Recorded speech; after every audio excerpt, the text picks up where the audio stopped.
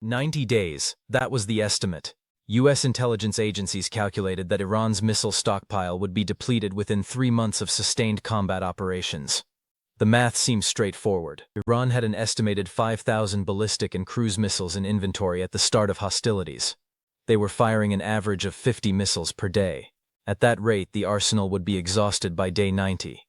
Then the bombardment would stop. The pressure would ease. Strategic objectives could be secured without the constant threat of missile strikes on bases, ports, and allied positions across the region. 6 months later, Iran is still launching 40 to 50 missiles every single day. The bombardment has not slowed, the stockpile has not collapsed, and US intelligence is now revising its assessment of what went wrong. The original calculation was not incorrect based on the information available at the time. Iran did have approximately 5,000 missiles in storage facilities, military depots, and mobile launcher units scattered across the country. Satellite imagery had confirmed the locations. Human intelligence had provided corroborating details. The numbers were solid. What the assessment failed to account for was production capacity. Not the capacity to build missiles slowly over years in peacetime. The capacity to manufacture them at scale, under wartime conditions while absorbing airstrikes designed specifically to destroy that capability. Iran has been preparing for this scenario for 2 decades. Not just stockpiling missiles, building the infrastructure to produce them continuously, even under sustained attack, and they built that infrastructure deep underground in reinforced facilities designed to survive anything short of a direct nuclear strike. The first underground production complex was identified by US satellites in 2019. Located in the mountains northeast of Tehran. The facility entrance was visible from above, a heavy blast door built into the side of a mountain, with vehicle tracks leading to and from the site. What satellites could not see was the scale of what lay beneath. Tunnels extending hundreds of meters into solid rock. Assembly halls carved out of the mountain itself. Storage chambers, machine shops, quality control stations, electrical substations, ventilation systems, everything needed to manufacture ballistic missiles from raw materials to finished weapons. The depth of the facility was estimated at 80 meters below the surface. That number is critical. The US military's most powerful conventional bunker buster, the GBU-57 massive ordnance penetrator, can destroy targets buried up to 60 meters underground in optimal conditions. Below that depth, the weapon loses effectiveness. The facility was built just beyond reach. Additional sites were discovered over the following years. By 2024, intelligence agencies had identified 12 separate underground production complexes. Some were concentrated in mountain ranges where the geology provided natural protection. Others were built beneath urban areas, where attacking them would risk massive civilian casualties. All of them were deep. All of them were hardened, and all of them were operational. Each facility operates independently, with its own supply chain, workforce, and production schedule. If one site is damaged or destroyed, the others continue operating without interruption. It's a distributed system designed for resilience. There is no single point of failure. Production capacity estimates vary, but the consensus among intelligence analysts is that each major facility can produce between 150 and 200 missiles per month. With 12 facilities operating at full capacity, total monthly output is approximately 2,000 missiles. Not all of those are long-range ballistic missiles. The production mix includes short-range systems like the Feta 110, with a range of 300 kilometers and a unit cost around $100,000. Medium-range systems like the Zelzal 2, extending to 500 kilometers at roughly $150,000 per unit, and long-range platforms like the Shahab 3, capable of striking targets 1,200 kilometers away, with a unit cost approaching $500,000. The average production cost per missile, accounting for the mix of types being manufactured, is estimated at $250,000. Monthly production of 2,000 missiles costs Iran approximately $500 million. Over 6 months, total production expenditure is $3 billion. It's a significant sum, but manageable for a nation with oil revenues, even under sanctions, and access to financial support from allies willing to trade outside the US-dominated banking system. The supply chain feeding these facilities is complex and deliberately opaque. Electronic components come from China, routed through shell companies and labeled for civilian use. Guidance systems and propulsion technology arrive from North Korea, shipped in containers marked as industrial machinery. Chemical precursors for rocket fuel are sourced from Russia and smuggled through third countries. Each component is acquired separately, assembled in Iran, and integrated into finished weapons underground where no satellite can observe the process. When hostilities began, U.S. war planners assumed that cutting off this supply chain would cripple production. Sanctions were expanded. Shipping routes were monitored. Ports were watched. But the flow of materials never stopped. Smuggling networks adapted faster than interdiction efforts could respond. Components arrived in smaller shipments through more circuitous routes with better concealment. The supply chain bent under pressure but did not break. Meanwhile, the production facilities themselves proved nearly impossible to target effectively. Airstrikes were launched against known sites. Bunker-busting munitions were employed.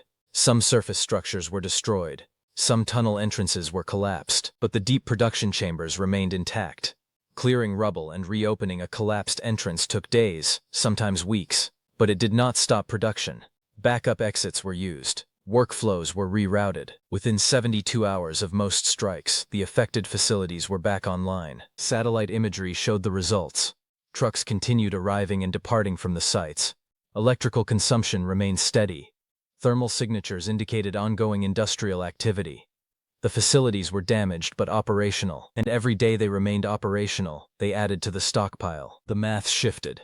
Iran was firing 50 missiles per day. That's 1,500 missiles per month. But they were producing 2,000 missiles per month. The net change was not a drawdown of 500 missiles.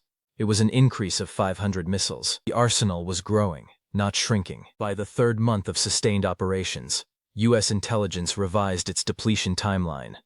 Instead of running out of missiles by day 90, Iran would have more missiles at day 90 than they had at the start. By month 6, the stockpile had grown by an estimated 3,000 missiles, bringing the total inventory to 8,000, and production showed no signs of slowing. The strategic implications were severe. The entire calculus of the conflict had assumed that missile strikes were a wasting asset for Iran. Every launch depleted their capacity to sustain the campaign. Time was on the side of the United States and its allies. All they had to do was absorb the attacks, maintain defensive postures, and wait for the stockpile to run dry. But if the stockpile was replenishing faster than it was being used, time was no longer an advantage.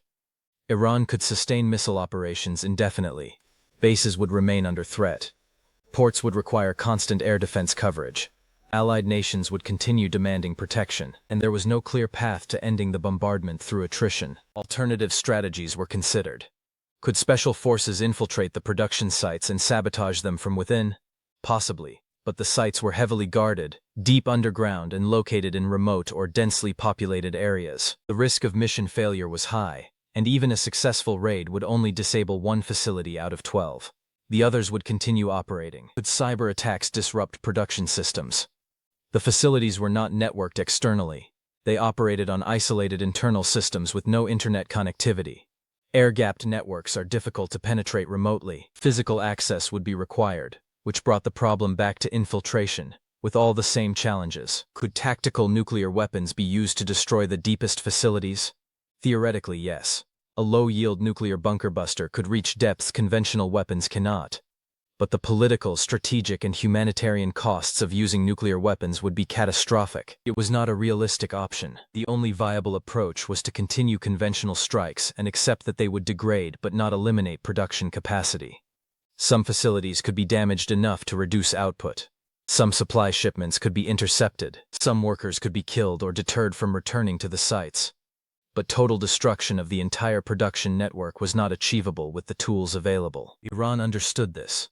Their strategy was never to win a conventional military confrontation with the United States. It was to impose costs that were unsustainable over time. Every day the conflict continued. Iran expended $500 million on missile production and operations. The United States, by contrast, was spending billions per day on defensive operations, interceptor missiles, aircraft sorties, naval deployments, and logistical support across multiple theaters. Iranian missiles cost an average of $250,000 each. U.S. interceptor missiles cost between $2 and $3 million each. The cost-exchange ratio was 10-to-1 in Iran's favor, and Iran was producing missiles faster than the U.S. could replenish its interceptor stockpiles. The production facilities were also serving a secondary strategic purpose. Every missile produced underground was one more asset that did not need to be stored in a vulnerable above-ground depot.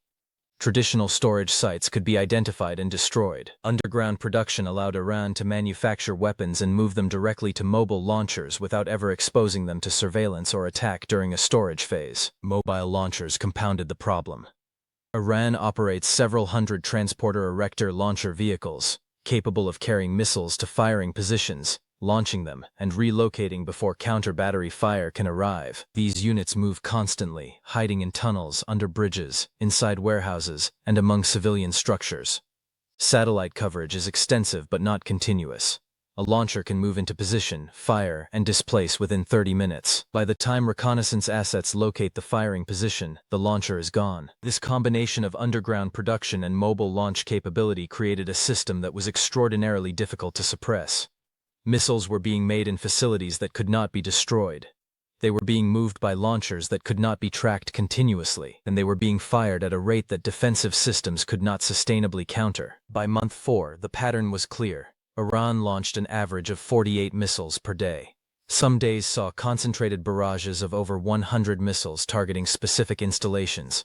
Other days saw scattered launches designed to keep defensive systems active and crews on alert. The tempo varied, but the pressure never stopped. U.S. bases absorbed repeated strikes. Most were intercepted by Patriot and THAAD batteries. Some got through. Runways were cratered, hangars were damaged, fuel depots were hit. Repair crews worked around the clock to restore functionality, and the next wave of missiles arrived before repairs were complete. Naval vessels at sea faced similar threats.